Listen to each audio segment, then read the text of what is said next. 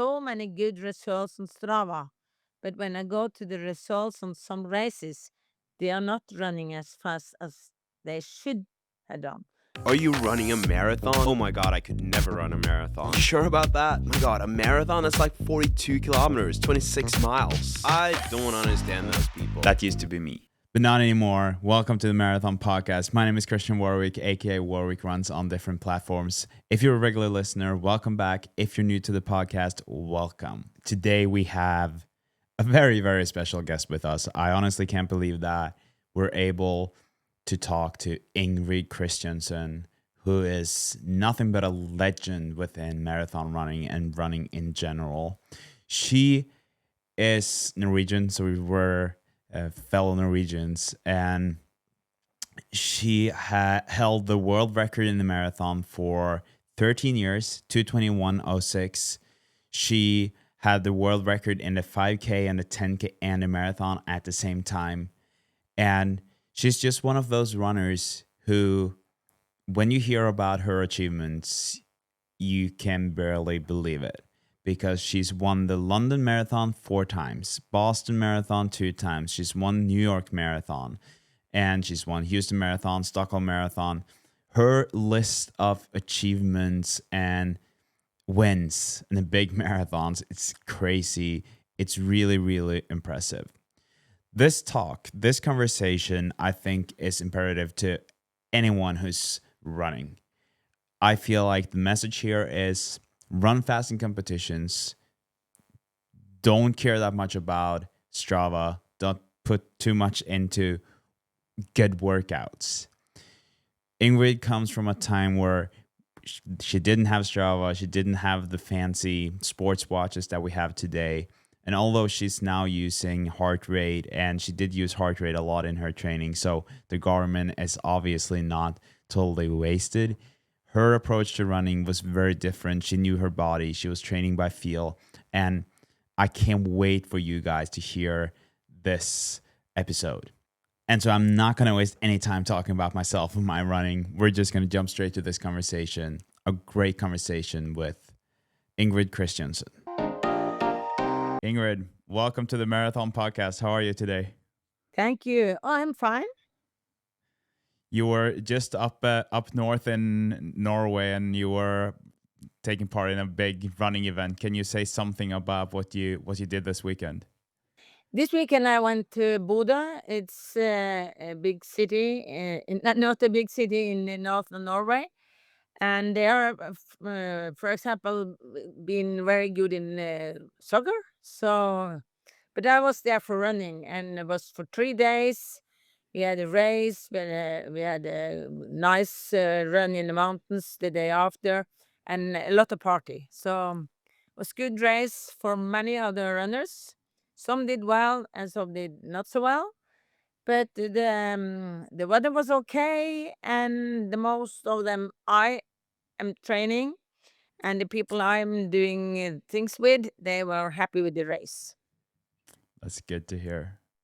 You know, obviously this podcast is called the Marathon Podcast, and I'm not sure if I will ever have as big of a legend within marathon running on as I have today with you.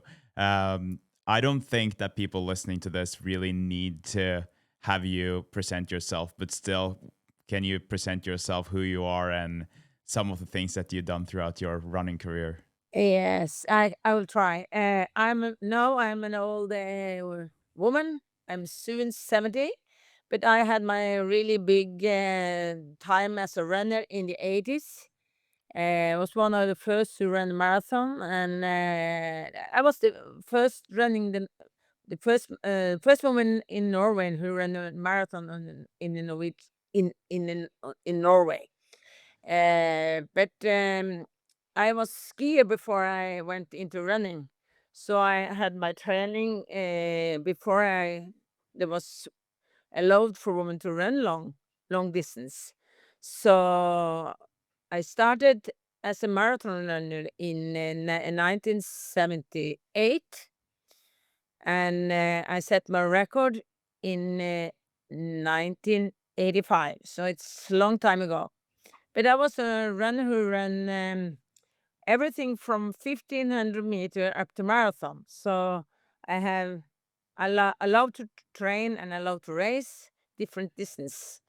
So that's me. I had a world record for 13 years on a marathon. So I was quite a good runner in the 80s. Yeah, quite a good runner is an understatement. You held the world record in the 5K, 10K, and the marathon at the same time, didn't you? Yes. That is pretty impressive. Yeah, but it's more difficult now when it's more runners who run this distance, of course. But I thought that my marathon race was not as good. I thought I could take the record a year after, but it took 13 years. Somebody took the record, so it was pretty good for sure. Yeah, very good. And I think that most runners, if they're running marathons, their dream might be to win what we today call one of the majors. I know that they weren't maybe called the majors back then, but uh, you've done London, you've done Chicago, Boston, New York, and you haven't only done them, you actually won them all. And London 4 times, right? And Boston 2 times. Can you say something about um, how was that at the time? Was that something that you thought about being as big as, like, for me, when I look at it, I'm just blown away, right? But how was that for you at the time? At the time when I was running, I didn't think too much about being a big runner. I ran because I like to run and I like to train. And I was happy that the woman could run a long distance because if I had been born 10 years before I was born, I couldn't go for these races. So I was happy to be there and try to show the man that also the woman can run fast. So that was really nice, I feel, that to try to beat as many men as I could when I was racing. Yeah. It's really it's I think it's very interesting and fascinating to see that your marathon time back then in 1985 is still a time that runners today, with the super shoes, with all the new technology, they're still struggling to beat that time. Uh, In terms of this new technology, super shoes, and maybe also the nutrition with gels and everything, a lot has changed. Do you ever think about, if you were able to use that same technology or same things back then today, or with that shape? Do you ever think about how fast you could have run a marathon with that? No.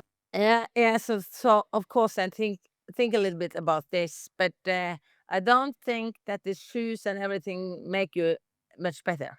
I don't think so, because it's so many difficult things today. It was easy when I was running. I went out, ran my race, ran my training, and I didn't see how fast it was, as bad it was. I didn't think about. I had some maybe four pair of shoes, and I took one of them and make it. This is was I had to run with, so it was more simple, but easy. But of course, on the track racing, I feel that I had something to. I lost something because today you have the light rabbit and you have rabbits on the track. When I was running, we didn't have that, so I had to do my pace myself. So, and there wasn't too many girls who ran as fast, so nobody wants to be the rabbit for 5 laps. So I think I had more to gain there than on the marathon. Yeah, But so maybe you I'm wrong, but I thought I could run 2:18 when I was a marathon runner, but I never make it. So, but maybe with the new shoes, I could do it. so you think that there's more to the new pacing system with, like you said, the lights or people pacing more than actually the gear that they're using for racing.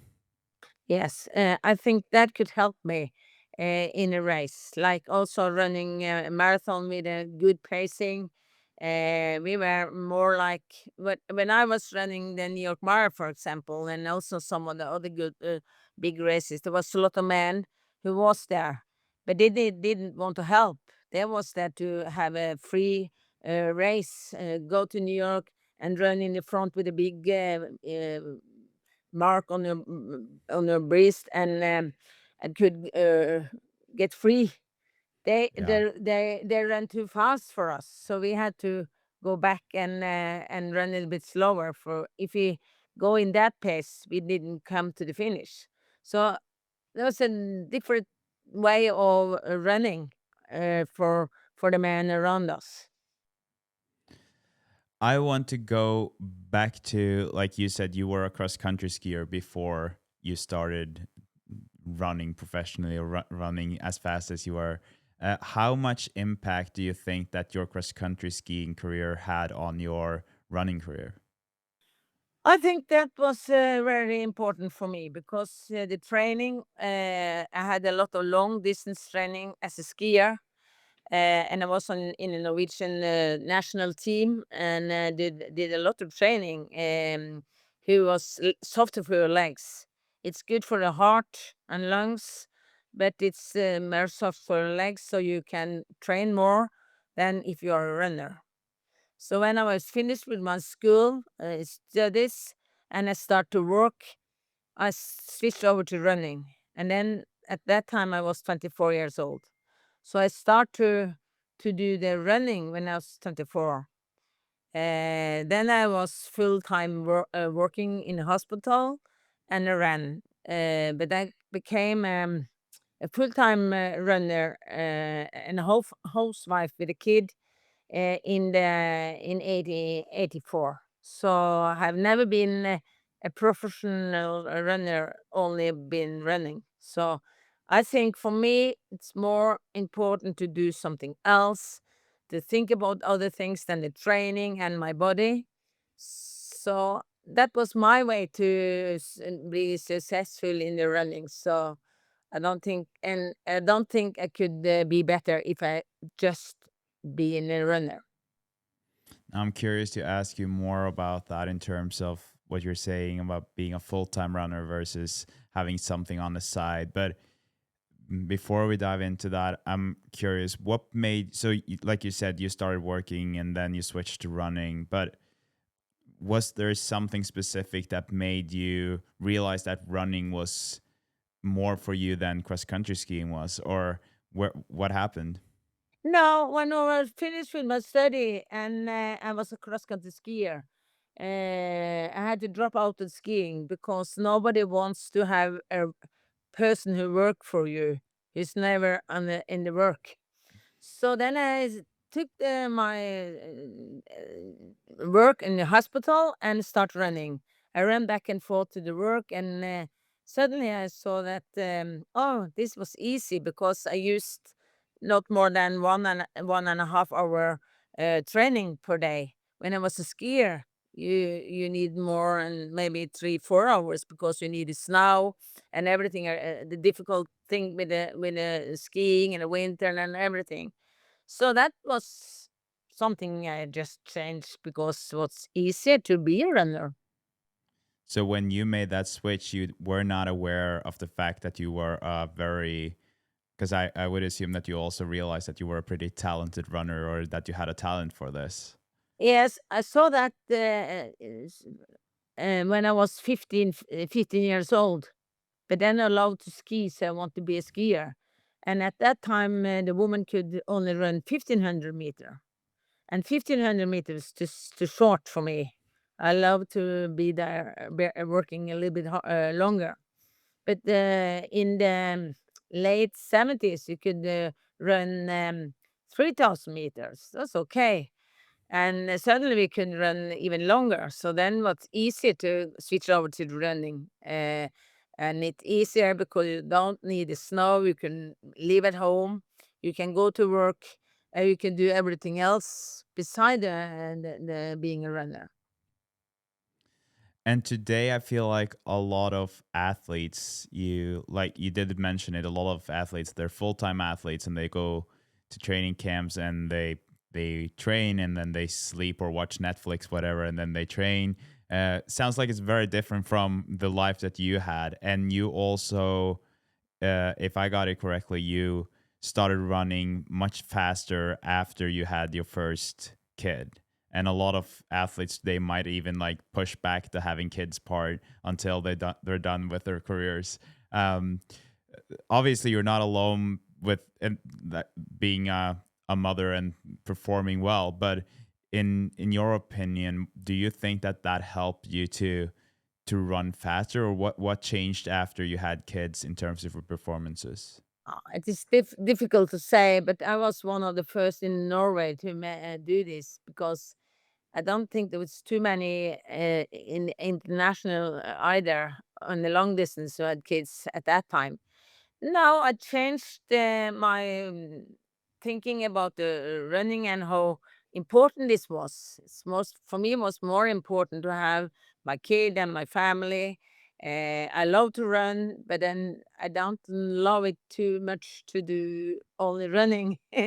So when he was born, then in the middle of the first World Championship in the track and field in '83. I suddenly said to my husband and my coach, I will be back and I will be the best in the world in the long distance.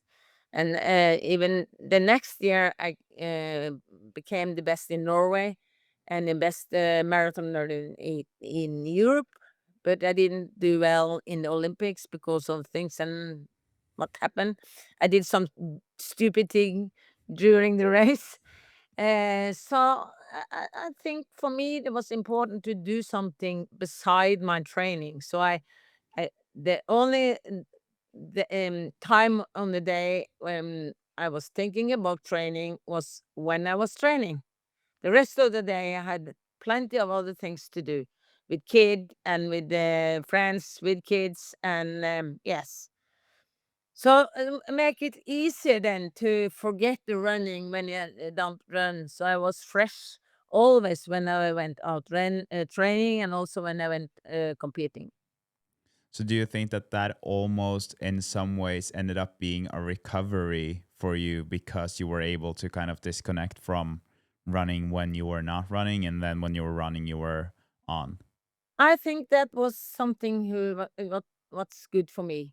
But if I had been a runner today, I think the coaches would think she is not serious. She's not serious enough. But I knew that what was important.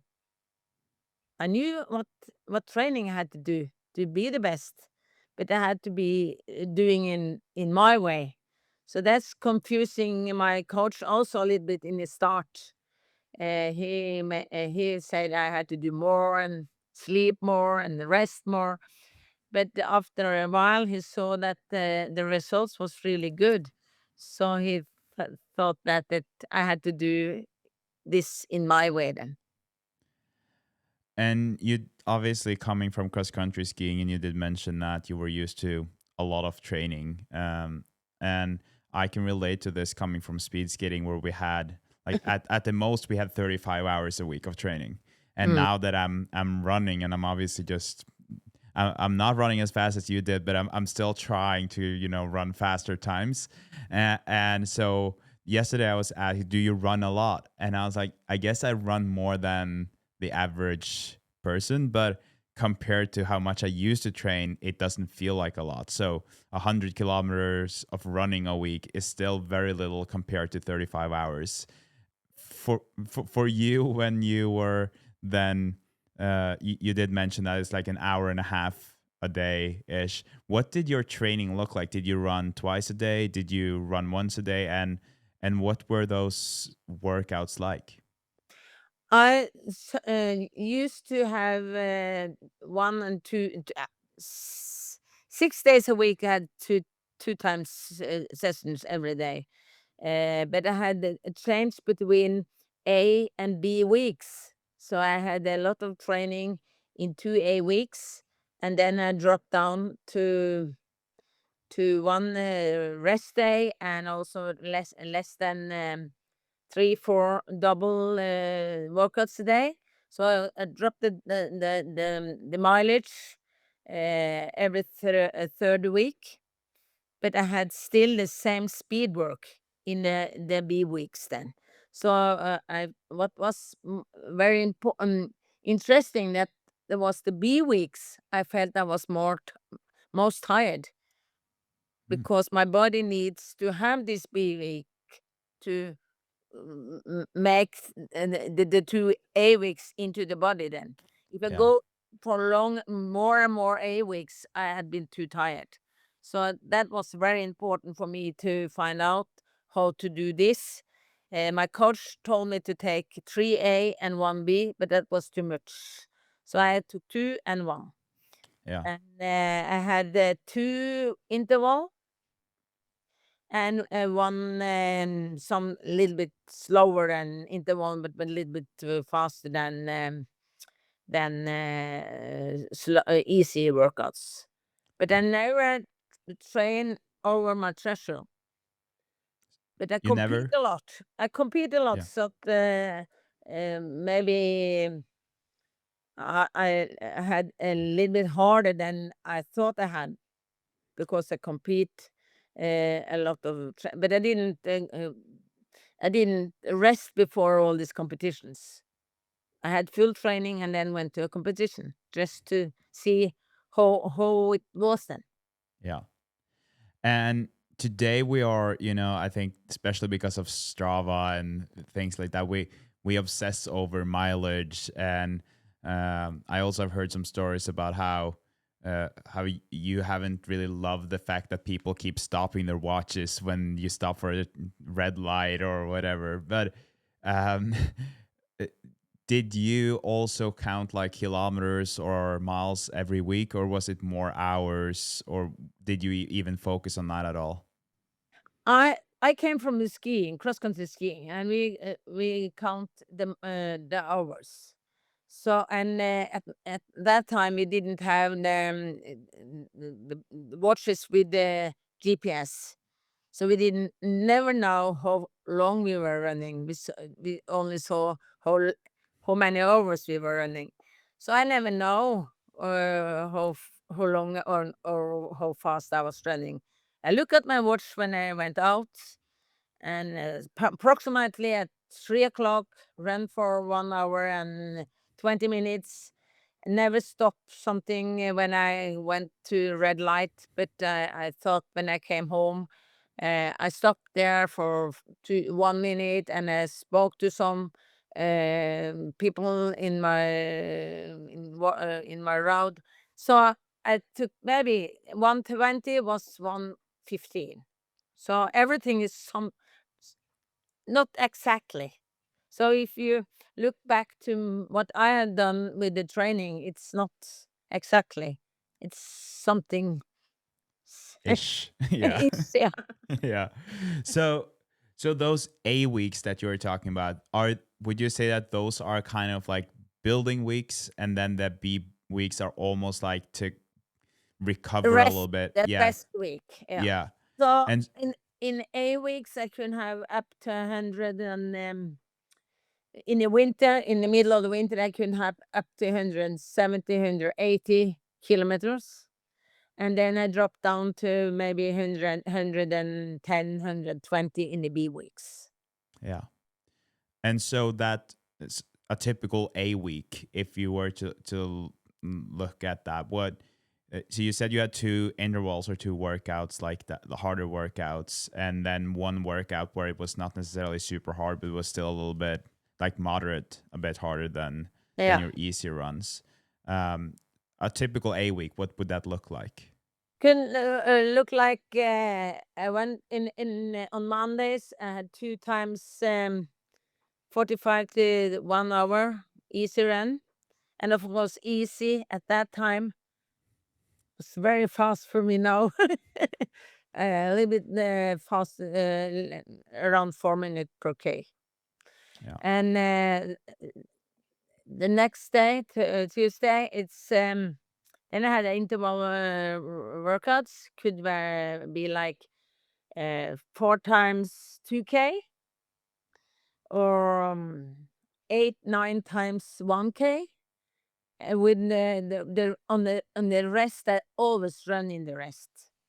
I was jogging or fluting in the rest because I was running a long distance and I never can stop during the race. So therefore, I was running the whole time. But in Norway in the wintertime, I did a lot on my treadmill.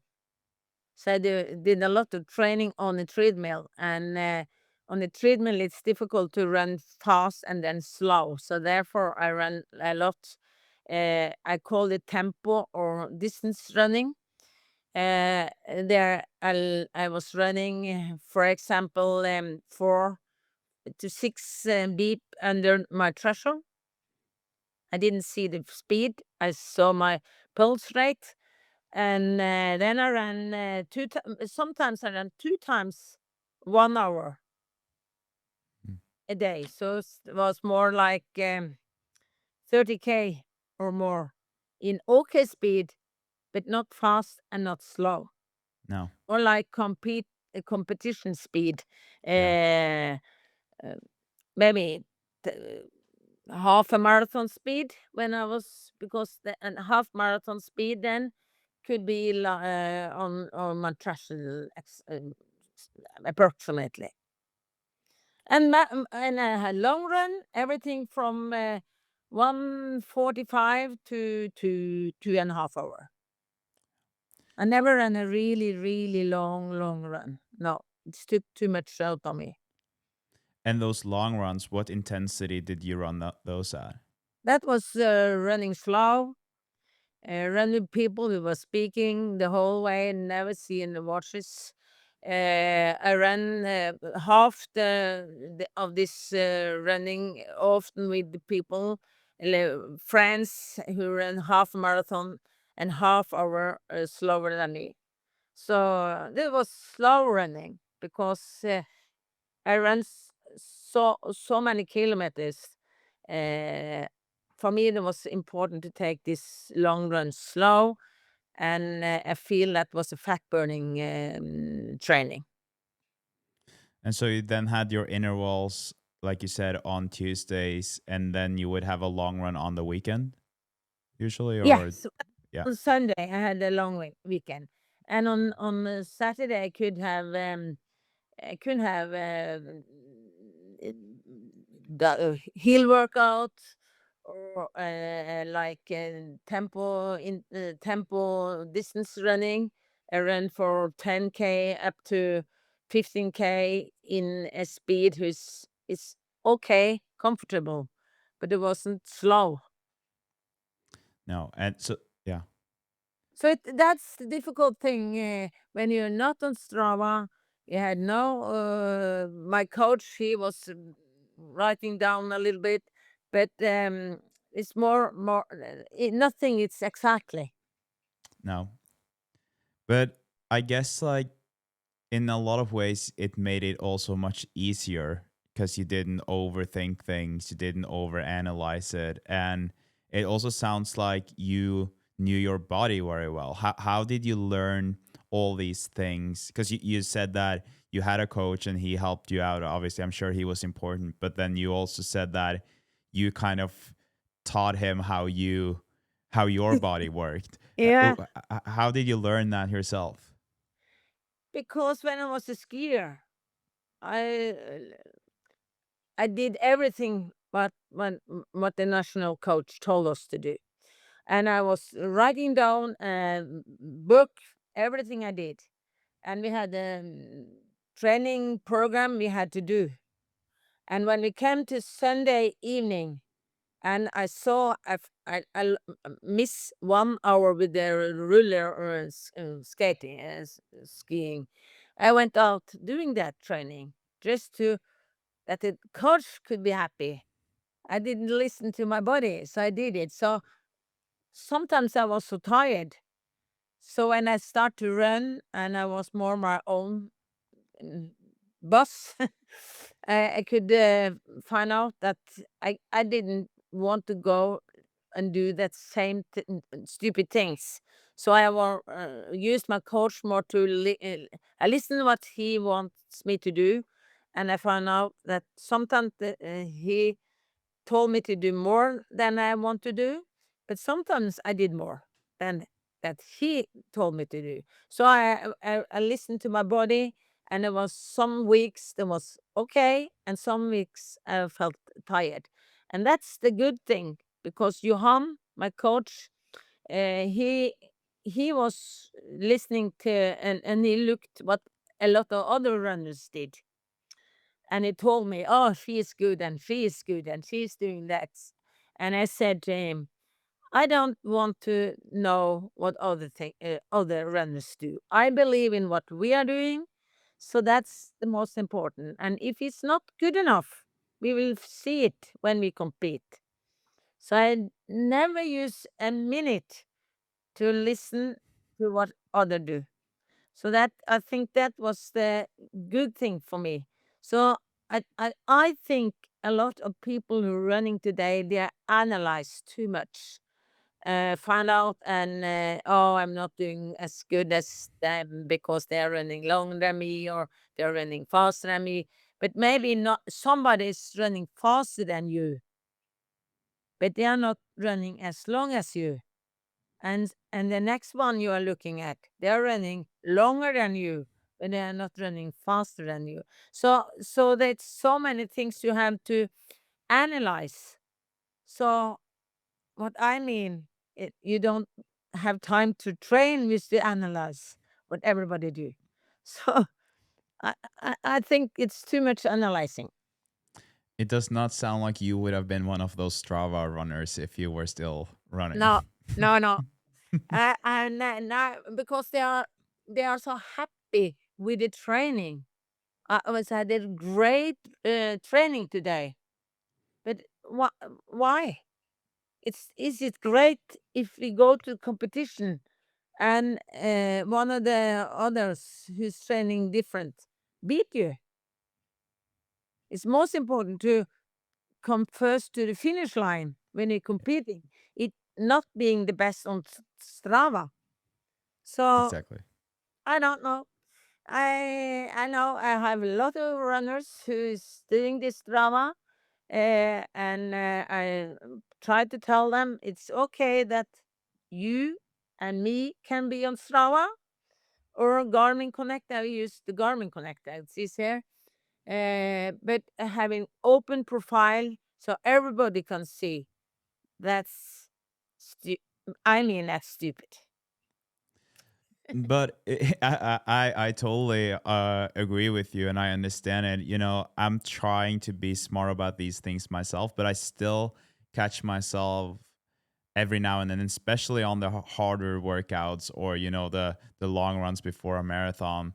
Then my motivation sometimes is what it will look like on Strava, and I'm trying to be good at not letting that affect me in a bad way. So if it is a hard workout where I need to push myself, then maybe that motivation can work somehow because I feel like it's a competition. But I'm also very much a fan of, like you said, let's show the capacity in competition, not in training, because there are a lot of good workouts out there, but not as many good results in No, competitions. that's true. And that's something I I feel that so many good results on Strava, but when I go to the results on some races, they are not running as fast as they should have done. Because many of these runners ran much harder and much more than I did, but they are far behind my times.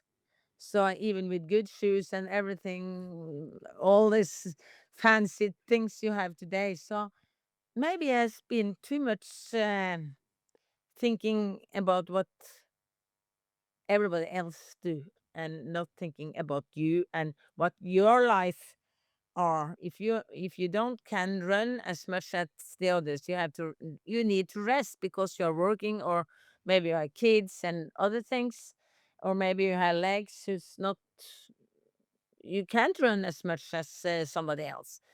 And that's so many things you have to be care of. And I also find it interesting because you did mention Garmin here. I love my Garmin watch. It has a lot of nice functions. But at the end of the day, the most important function is obviously the heart rate, like being able to see what intensity I'm running in and knowing what my heart rate is. How much did you use that as a tool when you were running? Did you use a heart rate monitor for a lot of your training?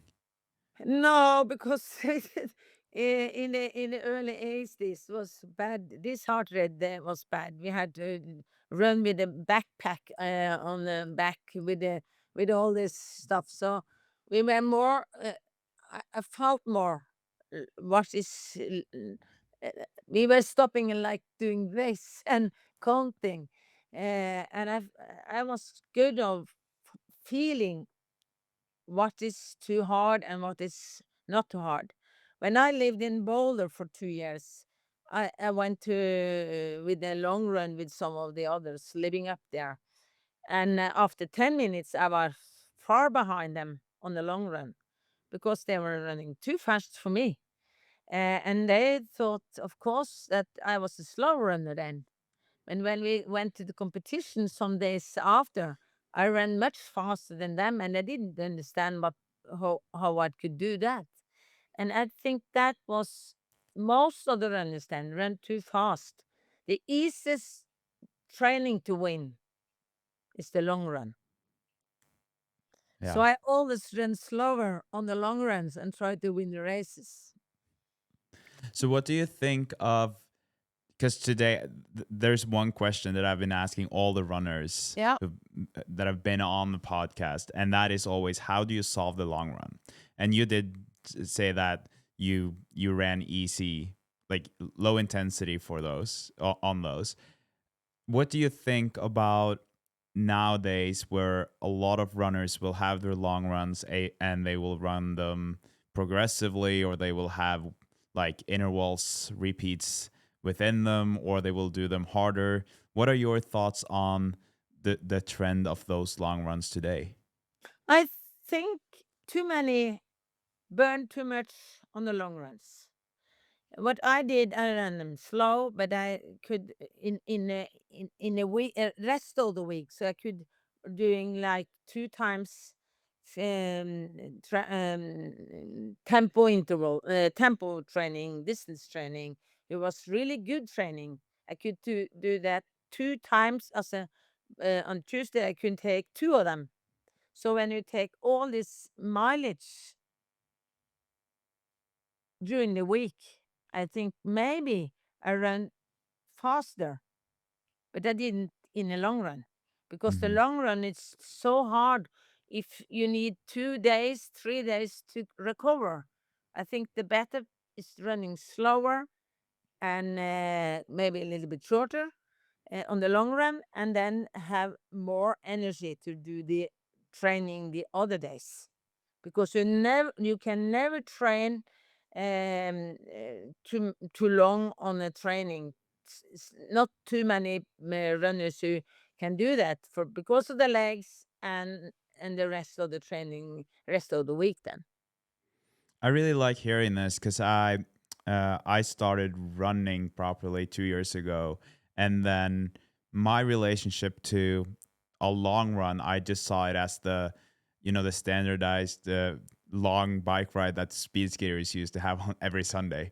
So and those were at low intensity. So all of my long runs, they would be just that, like easy, low intensity, but it would still be a long run. So even though it was low intensity, my legs would still be tired when I got home because I wasn't used to running for that long. And then after starting this podcast, I talked to more people, and then I'm colored by a lot of people. And I think that I've done some good long runs this year too, but I do feel like maybe, like you said, you burn off a bit too much, and then you might get better in the like short short term goals. You will make I might get better because you just kind of almost get in a better competitive shape for a little bit. But then this summer, after having done that for a bit, then I realized that my shape started like declining, and I was more tired, and I didn't feel like I was able to push as much. Mhm. And so I'm curious, if you, because obviously you see a lot of runners and you coach a lot of runners, do you see that their potential is kind of wasted because they go a bit too hard on a lot of trainings, whether it's the long run or other runs? I think so. So the best runners, or everybody I am training, but some of the best runners, they are not doing too much long runs, and I also like them to compete a little bit, shorter races, like going for a 10K, and that's awful to run a 10K as fast as you can when you are in the marathon training, especially if you are training really long runs and you are too tired to put yourself on the 10K. But the 10K in field speed can help you to being a good marathon runner, and also doing half marathons, two half marathons some weeks before we are running marathon. Not in marathon pace. In Norway, it's so popular to go to a race and run half a marathon or 30K in half marathon pace, or marathon pace. And I say, why are you going to a race and drop out of the race after 30K? In a marathon pace. Then you have the last 12K, who's the really tough part. You drop out before it really starts. So then I said to my runners that go to a half marathon race, run as fast as you can. And then after that race, we can discuss what the goal can be for the marathon 3 weeks or 4 weeks later. I really want to ask you more about that more specific marathon training. But before we just finish off that with your training weeks, you had the A week, but did you also have any strength training in there? Did you just run? I didn't too much for them. I did jumping. I jumped a lot just because I train a lot on the treadmill. And I went a lot of skiing. Before marathon record in 85, I stayed in most of the time in Norway during the winter. So a lot on skiing then, cross country skiing. It's long distance, like 2-3 hours on skiing. And then the second workout the day then had to be on the treadmill. And then I ran 10, 15, 12K on the treadmill in a little bit a little bit slower than the heart that gave me. I had to push, but I was fluting that training. And because I did all this skiing and also the treadmill running, I need to be strong in my legs then, the calves. So I did a lot of jumping. My strength training was I trained core and the legs with the jumping. That was what I did. Nothing else. But I did make a lot of snow walking and did a lot of training for my body without thinking about the most training. But is it true that you were standing in the kitchen jumping between workouts or something because you didn't have time to have it as a, yeah? Yeah. When I was making food and something, I was jumping. Yes, I was a strange runner. You probably would have made a very good runner influencer if you were filming yourself in the kitchen, Yeah, yeah, just yeah. jumping. Yeah, I think so. Could be interesting. But I guess so, at least to a lot of listeners who are not from Norway, who are not familiar with cross country skiing, that obviously takes just that activity in itself. There's a lot of strength training in that, especially with hills and everything. So, although that maybe didn't feel like specific strength training, you are still building a lot of muscles and those small muscles just by going out there and getting out in the snow. So, Yeah, but that's my. I always like to know what I'm doing, and going down to my basement and do strength training was boring. So I went out going skiing instead. So That's my way of training. I did most of the training because I like it, and because I liked it, I getting better. So therefore, I think some of the coaches today had seen had like a runner like me in their under their wings. They should say she is not good enough. She is not seeing what she had to do, but I knew what I had to do to be best. It's very fascinating to hear you talk about this and hear how, like, the confidence that you had in your training and the things you believed in. And I really envy that because I feel like lot of us, we, especially today when you have social media, you have Strava, we already talked about that, but you see others and that might work for them, but it might not work for you. But we're still influenced by that. So it's really cool to hear how you stayed so true to what you believed in. And I think that's so important. Yeah, I believed it and I did it. I would try to change something once, but then after some few weeks, no, didn't work for me. So forget it. But those B weeks, you did say that you had, if you had 170, 180 kilometers for like an A week, you would have 100 to 120. Is that what you said for a Yes. B week? Mm. And did you still have the same amount of workouts, but just No, no. shorter, or did you have less workouts too? Every workout was a little bit shorter, Yeah. and I had one day off, no training at all, and the long runs were a little bit shorter, so everything was shorter.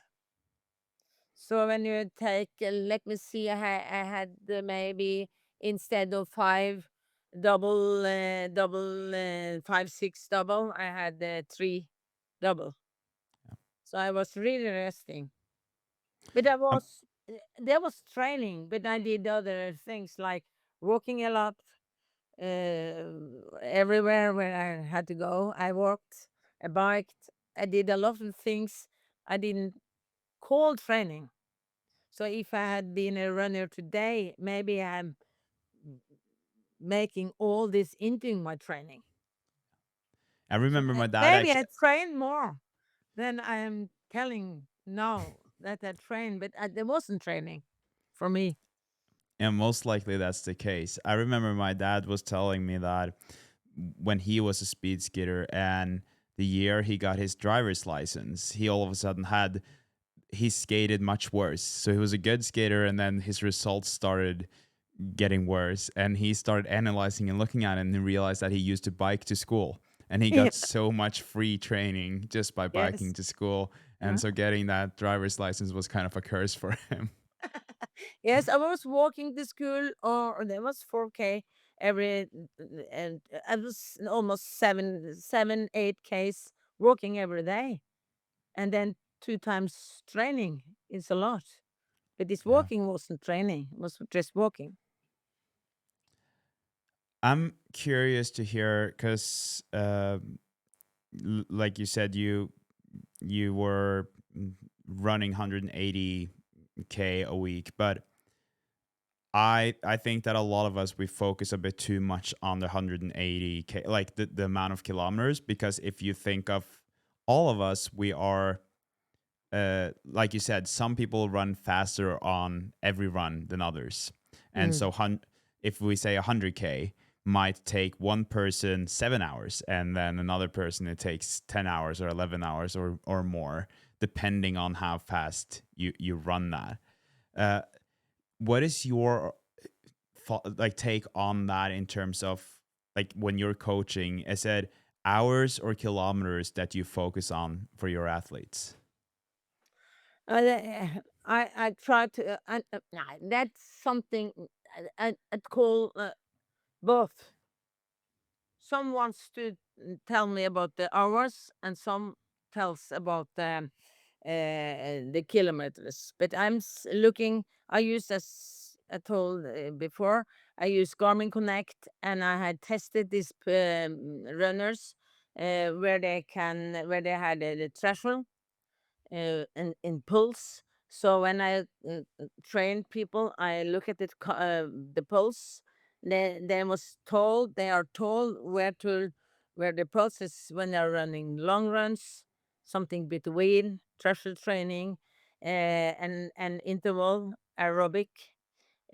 So I see, if I see that the person running too fast on the long runs, but the pulse is right, but because they have been in better shape, they can run faster in low heart rate.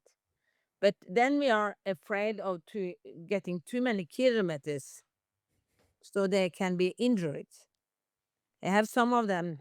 They ran 4:10 on Kate, or 4:15, 4:20, and suddenly he ran sub 4 minutes per K for 2.5 2 hours. And I told him, you can't do that, because you are a new runner, and if you keep going like this, you get hurt in a few weeks.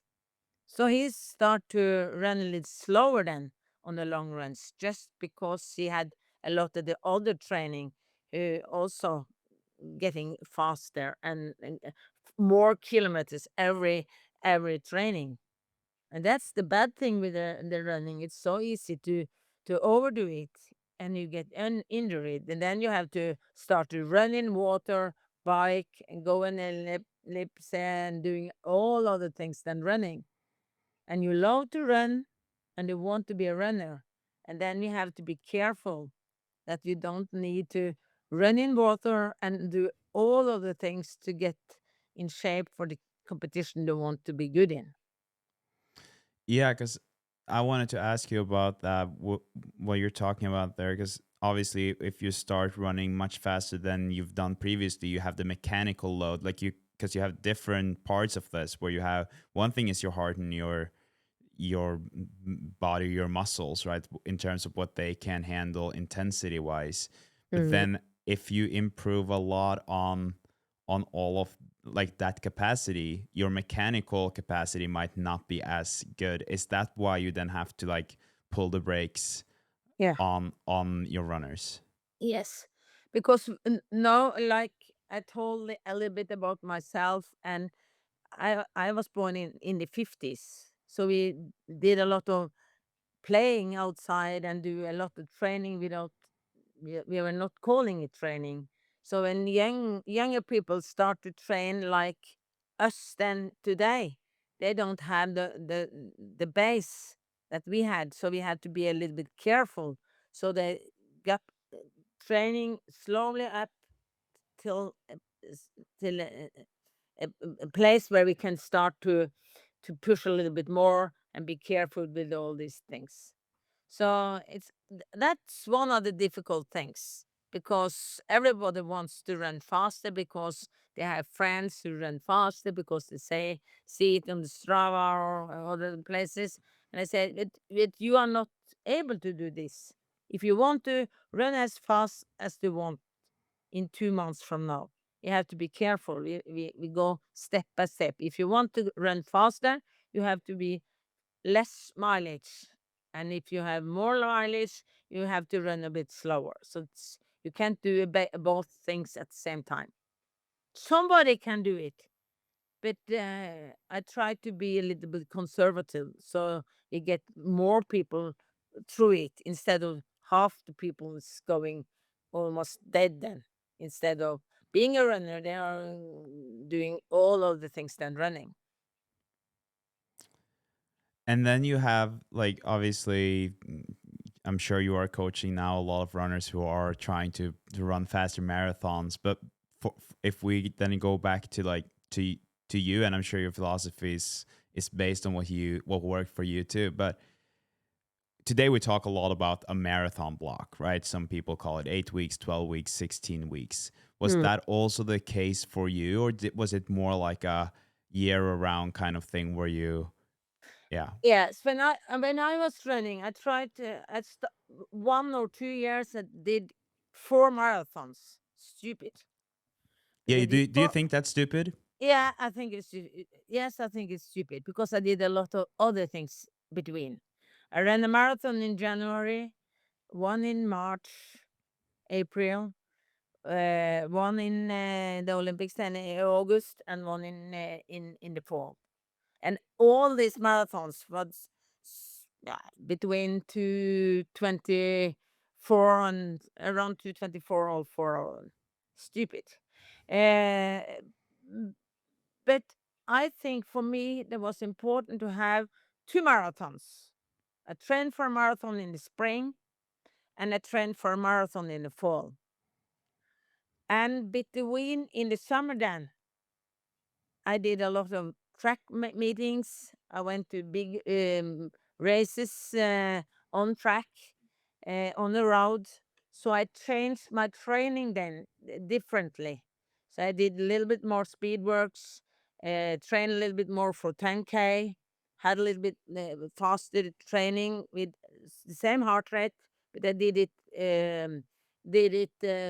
slow, building up for shorter races then. So I could run 10K fast just before I ran a marathon fast too. So that I think that was what helps me to be as good as I became, because I changed from different distance and also different surface. I ran on the track, on cross country, on the asphalt, on in the forest. So I didn't do all the training on asphalt or on a track. In 1986, when I set my world record on a 10K and had my best season, I trained 10 times the whole year on the track. Or maybe I compete 15 times on the track. So it's 25 times on the track. Yeah. But all the other training, I did hard training, but I did it on the dirt road or in the forest, on paths, and every other place. So make my head a little bit fresh when I came to the track then. And I had to run 25 laps on the track. And if I'd been training like 25 laps on the track, it had been boring. In my head, I wasn't there. So I had to do this training other places. But of course, today, somebody love to train on that track. But it's also uh, harder for your legs. And for sure, a lot in Norway, there's run on the indoor track, 200 meters. And it's even more difficult for your legs. In the left leg, you have the turns is really bad. So I think something there, because you want to have to be on the track in spikes, it's tough for your legs. Even with the new shoes and new spikes and all this. I think so. Yeah. No, I agree with you. It all makes sense. I don't do a lot of my trainings on the track, but that's also because I'm not a big fan of the track, and as a No, former no, no. speed skater, I'm kind of tired of running in circles. So, uh, but but when you got closer to your marathons, because I also assume that although you competed, you might have had like, or maybe you didn't. Did you have like, say, if you were running Boston in April, was that like your goal for a year, for instance? Did you try to run fast there, or was it more like, okay, I'm doing 2 marathons a year and then I'm gonna see how it goes? When I was running, I think like this. I go for a marathon and I try to set a record, try to win the race. I had trained enough. I go for it. And if I didn't make it, I didn't make it. Go for the next. So But you did make it quite a lot though. I always did like that. When I go for the 10K, I try the same. Try to do my best, run as hell, trying to get records and winning races. That was my mindset at that time. But did you And have, sorry, what are you saying? no, no, no. Yeah. So I mean, like now today, and we talked about the long run in terms of people running the long run a bit faster and more progressively throughout the whole, call it, marathon block. But did you ever have any of those 30, 35K, 40K workouts before a marathon like a lot of runners do today? Or did you only have those that you were talking about where you had two sessions where you were Like going more? I had before a marathon. I tried to run two training. Let me see, 35K. And how fast were Two and a half those? hours. I Sorry? never did the longer 35K No. And on track. how fast would you run those? Would those be more like marathon oriented, or were they still easy? No, I just went out and ran easy, Yeah. 2.5 hours. And never look at the It watch. sounds like Sometimes I had my husband on the bike, and he was biking. I had some water and something gave me. So no, I never look at the. Maybe my coach looked at it, but I never thinking about that when I was training. I ran because sometimes there was heavy wind, sometimes it was snow, icy, and if I had to run at a special time, then it's could be really difficult and really hard then. So I had to look at the weather. I ran. I felt I couldn't when I came home. I ran. I felt I could run even 10K more, but I didn't do it. I was talking to an American coach just before you and I jumped on this call, and he's gonna be on the podcast soon. And I told him that I was gonna talk to you, and he said, "Wow, you have no idea how much influence she has had on my coaching and the way I think of running." And he said, "Can you ask her if it's true that she did like a full winter build on the treadmill before?" And I'm assuming like with the spring marathons or the marathons in January. Uh, and I experienced that myself with Boston this year. That it's a bit more difficult when you have to do more of your work on the treadmill, long runs, all of that. Was that the case? Did you do that much on the treadmill, or was that what you were saying about the cross country skiing, where you combine those I forms of combine training? them, but the most and of course the long runs I did outside on my feet or skiing. But of course, preparing for marathon, you need to have the pounding on your legs, so you have to run. But I never ran a long run on a treadmill. I never ran longer than 1 hour and 15 minutes on the treadmill. It's too boring. But for me, at the time I was running, there wasn't too many girls who, and I was a typical front runner. I had to run in the front and hold the speed up and try to run faster than the others, and they had to drop out and go back. So I tried to set my treadmill then on my the pace now and then. I had some tests. Now and then we had every third week maybe. I had a test on my treadmill. I had some up and down run where I run 4 minutes per k in the rest, and then down to 3:10 in the intervals.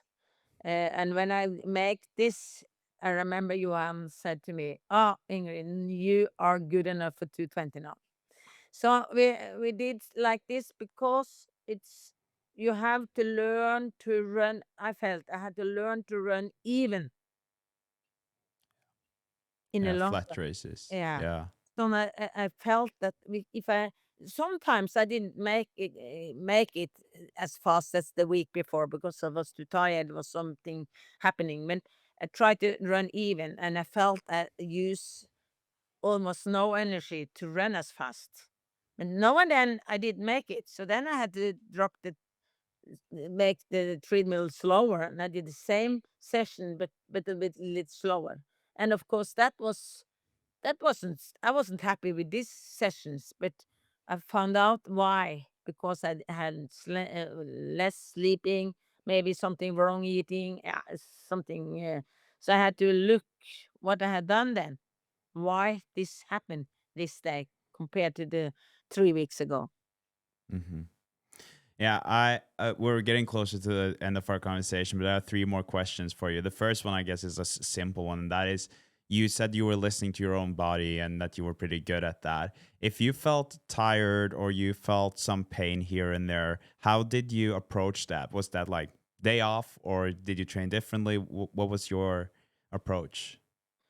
Most of the time, as a skier, I trained because I had to, because my coach told me to do it. But when I was a runner on high level, I just dropped out some now and then when I was really tired and took me knitting or did something else, went to some friends and have fun instead of going out training because I need this 10K in my book. So I will be happy when the week are finished. So some weeks there was less K, but I felt I was coming up again when I took a day off or a session off. So I was a typical runner who took a day off because I needed it. A smart runner. Yeah, I mean that's difficult because a lot of the people I'm training, and I say in a training plan is this rest. And they call me and ask what's this meaning? Rest. Can I do my strength training or can I swim? Can I bike? Now, today you are resting because you need a rest day. Your body need a rest day, and also we are getting so like with looking right front of you have to. You don't have to. You have to listen to your body. Maybe in 3 weeks from now, you can drop out this rest day, but this week you need a rest day. So it's try. I try to um, learn my athletes to take a day off now and then, but that's difficult. It's very difficult for people to do that because something happened when you are on Strava. You just lost the day, and Yeah. you have to explain why.